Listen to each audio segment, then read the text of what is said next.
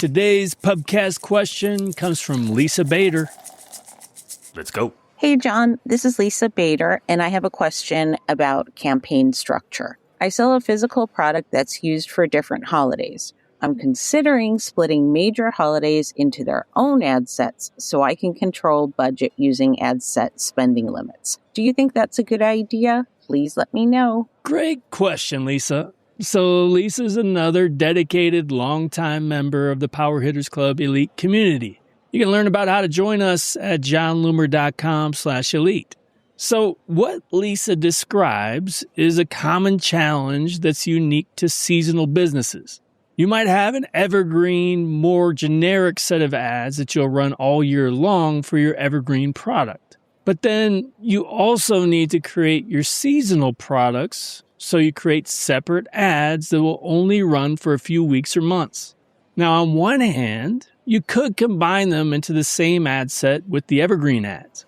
But I think Lisa's instincts are right here that a CBO campaign with multiple ad sets would be cleanest. It's questionable whether delivery would be all that different than combining them into the same ad set when you use CBO, but it's much cleaner from an organizational standpoint and allows you a bit more control as seasons come and go. So I'd envision something like this. Create your main ad set that includes ads for the evergreen product that will run all year long. Now, feel free to update that ad set with new ads as the need arises.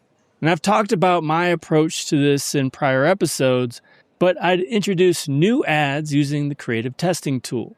Otherwise, create separate ad sets for your seasonal ads. Let's assume you want to promote a product for Valentine's Day. I'd start a new ad set with a creative test that includes 2 to 5 ads in it. You'll dedicate a certain percentage of your campaign budget to the test.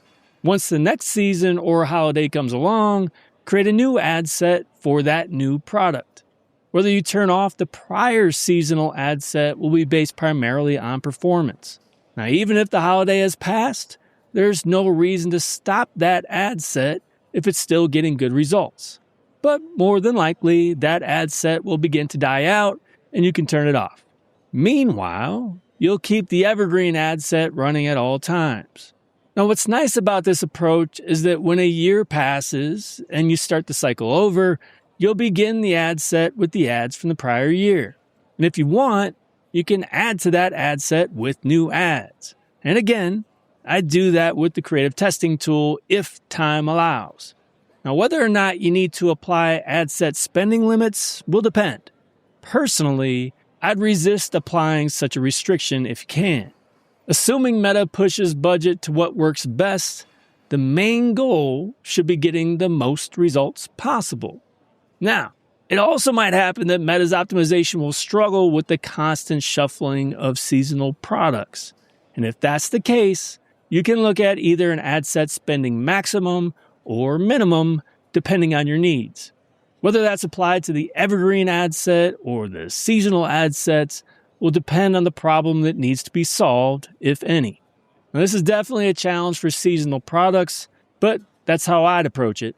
Thanks for your question, Lisa. You want your question to be answered on a future episode? Send it my way. Go to johnloomer.com/question and record your question today. You may just be featured on a future pubcast. Otherwise, thanks for joining me again today. Until next time, do awesome things. I'm out.